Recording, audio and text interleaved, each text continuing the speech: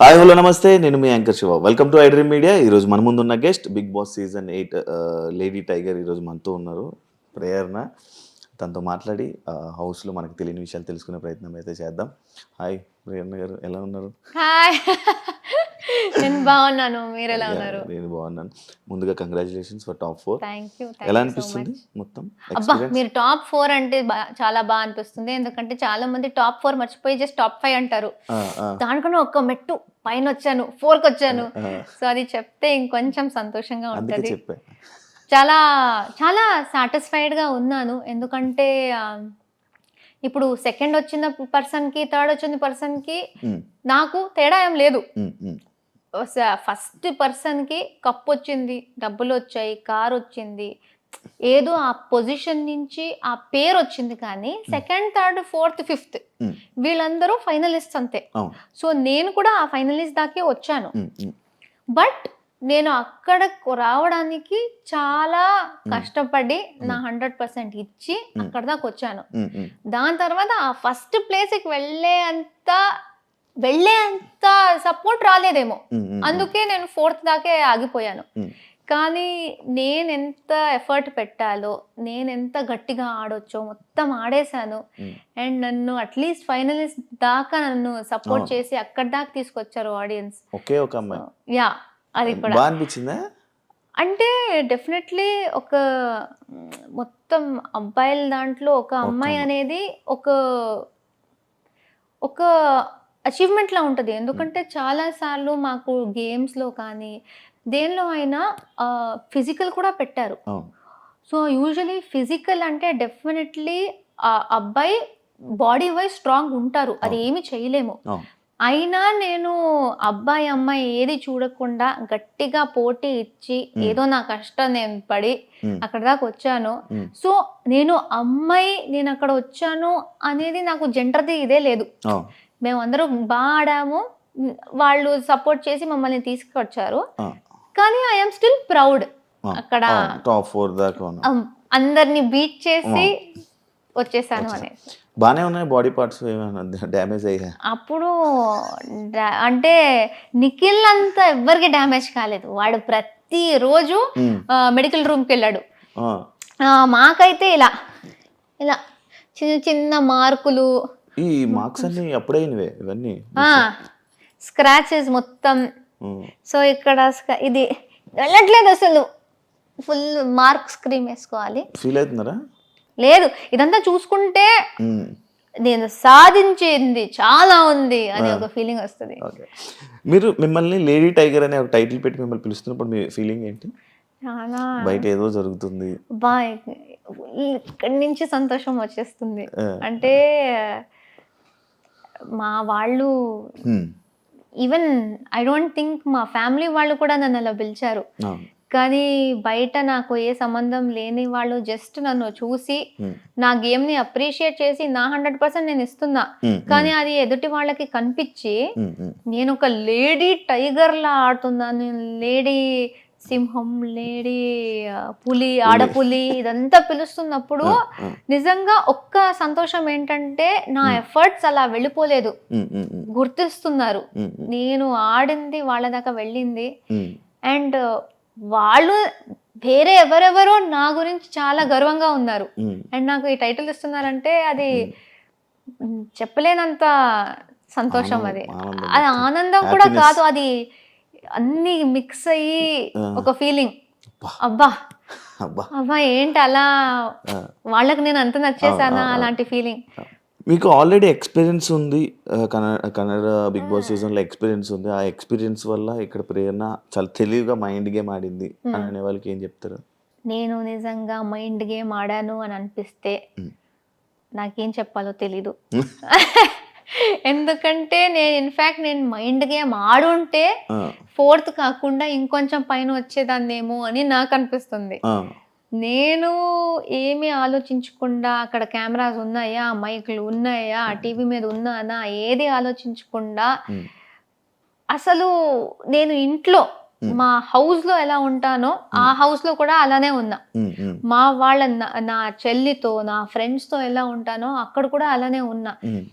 అసలు మా కో కంటెస్టెంట్స్ ని మీరు అడిగితే మీకు తెలుస్తుంది, అసలు ఒక ఆర్టిస్టా నువ్వు, ఒక హీరోయిన్ నువ్వు, మంచి కమెడియన్ లా ఉన్నావు నువ్వు, అరే నువ్వు ఒక హీరోయిన్ అని గుర్తు పెట్టుకో, కొంచెం పద్ధతిగా ఆడు, ఆ లెవెల్ కి నాకు తిట్టేవారు.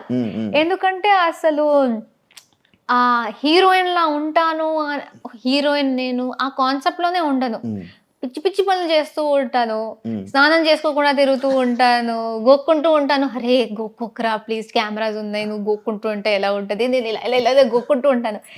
సో జెన్యున్ గా సాలిడ్, మరీ ఇంత కూడా చూపించకూడదమ్మా నువ్వు ఎలా ఉన్నావు అనే లెవెల్కి నేను ఉన్నా. సో అది కన్నడ బిగ్ బాస్కి వెళ్ళింది కూడా మీరు ఒక క్లిప్ చూసేసి నేనేదో సీజన్ ఆడినట్టు చెప్తున్నారు, కానీ నేను ఏ సీజన్లో ఉన్నారో చెప్పడానికి చెప్పండి. బికాజ్ నేను సీజన్లో లేను. ఒక సీజన్ అయ్యాక ఆ హౌస్ని డెమాలిష్ చేసే ముందు వెళ్ళండి అమ్మా, ఇది చూడండి హౌస్ ఇలా ఉంటుంది, బిగ్ బాస్ హౌస్ లో ఇలా ఉంటుంది అని చూపించడానికి ఒక 6 days కి టీం మనల్ని తీసుకెళ్లారు. మేము బాగా ఎంజాయ్ చేసి ఏదో రిసార్ట్కి వెళ్ళే ఫీలింగ్ లో వెళ్ళి వచ్చేసాం. సో నాకు బిగ్ బాస్ ఏంటి అని తెలిసిందే మా తెలుగు సీజన్ లో. సో నేను Bigg Boss the real feel, ఈ సీరియస్నెస్ ఏముందో, ఈ రియాలిటీ షో అనే కాన్సెప్ట్ నాకు ఇదే experience. Kannada is nothing, I mean I'm sorry please, Kannada Bigg Boss లో ఎక్స్పీరియన్స్ చేసింది అసలు ఏమి లేదు. ఈ తెలుగు బిగ్ బాస్ లో ఎంత ఎక్స్పీరియన్స్ చేశాను, ఎవిక్షన్, ఓటింగ్ ఇదంతా లేదు దానిలో. ఊరికే పాటలు పాడుకోవడం, ఆడడం. నామినేషన్ ప్రాసెస్ లాంటిది ఏదో చూపించారు, అదేంటది? ఏం లేదు దానిలో. 6 days లో ఏ నామినేషన్ ఉంటుంది? జస్ట్ వెళ్ళి ఫన్ కోసం వెళ్ళి వచ్చేసాం. మధ్యలో వాళ్ళకి ఆబ్వియస్లీ 6 days వెళ్ళాము, అది కూడా టెలికాస్ట్ అయ్యింది.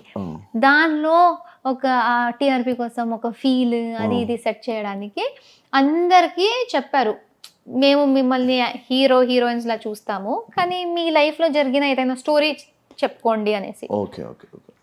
ఓకే అక్కడ ఒక ఆపర్చునిటీ దొరికింది కదా. చాలా మంది, నాకు సూసైడ్ అనే కాన్సెప్ట్ నాకు అస్సలు నచ్చదు. ఐ ఫీల్ ఏ రీజన్, ఏ కష్టం ఉన్నా suicide is not the solution. చాలా గట్టిగా అనుకుంటా. ఆ 6 daysకి వెళ్ళినప్పుడు స్టోరీ చెప్పుకోండి, మీ లైఫ్లో జరిగిన బ్యాడ్ సిచ్యుయేషన్ గురించి చెప్పుకోండి. నా లైఫ్లో బ్యాడ్ అనేది ఏమీ జరగలేదు, బట్ ఐ థాట్ కానీ నేను స్టోరీ ఏదో షేర్ చేసుకోవాలి, కనీసం ఈ మెసేజ్ దట్ చాలా మంది ఫైనాన్షియల్ విషయాలకి, ఎగ్జామ్స్ ఫెయిల్ అయిపోయాను, లేకపోతే బ్రేకప్లకి అదంతా తీసుకుంటారు కదా. ప్రతి ఒక్కరి లైఫ్ లో బ్రేకప్ అనేది అయితే జరుగుంటది. సో నాది కూడా బ్రేకప్ ఒకటి తీసుకుని చూడండి, ఇప్పుడు నేను హీరోయిన్ అలా అనేసి ఈ హీరోయిన్స్ హ్యాపీగా ఉంటారని లేదు, నన్ను కూడా వదిలేస్తారు, ఎవరినైనా వదిలేస్తారు. రిలేషన్షిప్ అంటే బ్రేకప్లు అవి ఇవి సహజం, దాన్నే లైఫ్ ఎండింగ్ అని తీసుకోకండి. మీకోసం మీ ఫ్యామిలీ ఉంటారు, మీ ఫ్రెండ్స్ ఉంటారు, వాళ్ళు ఇస్తున్న ప్రేమ అది తీసుకోండి. మేము ఫ్యామిలీ ఇచ్చిన ప్రేమని పక్కన పెట్టేసి ఆ ఒక లవ్ అనేది పట్టేసుకుని ఆ లవ్వే గ్రేటెస్ట్ అనుకుని అది ఫెయిల్ అయినప్పుడు నాకు ఇక లైఫ్ వద్దు అనుకుంటారు కదా, అది కాదు.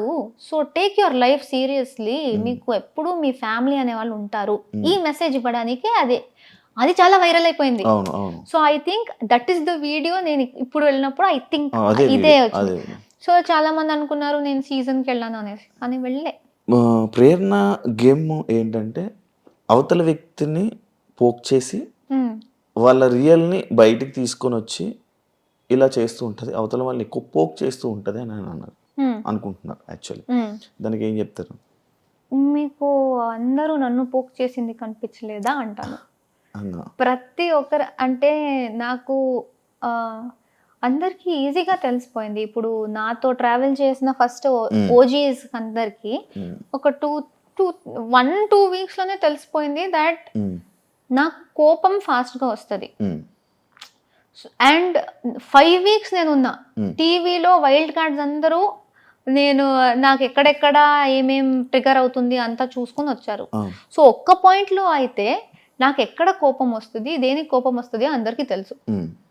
ఈజీగా నన్ను ట్రిగర్ చేసేసారు. సో నాకు ఏదైనా తప్పు ఉంటే నేను తగ్గను. చెప్పేస్తా. మీరు ఎవరైనా అండి, నా ఫ్రెండ్ ఉండండి, నాకు బాండ్ లేని వాళ్ళు ఉండండి, ఏదైనా తప్పు అనిపిస్తూ ఉంటే, లేకపోతే like if you're triggering me I will react. So అంతే. సో మీరు ఎలా ఉన్నారో దాన్ని నేను ఏ ప్రాబ్లం లేకుండా, ఏ మొహమాటం లేకుండా నేను చెప్పేస్తా. అది మీకు నచ్చక మీరు నేను నోరు జారుతున్నా, లేకపోతే ఈమె ఏంటి ఇంత హార్ష్గా ఉంది అంటే మీరు అలా ఆడకండి, నన్ను ట్రిగర్ చేయకండి. మీరు నన్ను బ్యాడ్గా ట్రీట్ చేస్తే నేను దాని గురించి మాట్లాడతా. తట్టుకోను. మీరు నాకు ఎవరు అనేసి నేను తట్టుకోవాలి? మీరు నన్ను సరిగా మీరు నన్ను ట్రీట్ చేయట్లేదు. నేను కూడా కో కంటెస్టెంట్. సో నన్ను రెస్పెక్ట్తో ట్రీట్ చేస్తే నేను హ్యాపీగా ఫన్గా ఉంటా. నన్ను గోకాలి అంటే పోక అనేసి మీరు వచ్చేసి ఓ ఈమె నవ్వుతూ ఉంటది అంటే ఎవరు నవ్వుతూ ఉంటారు?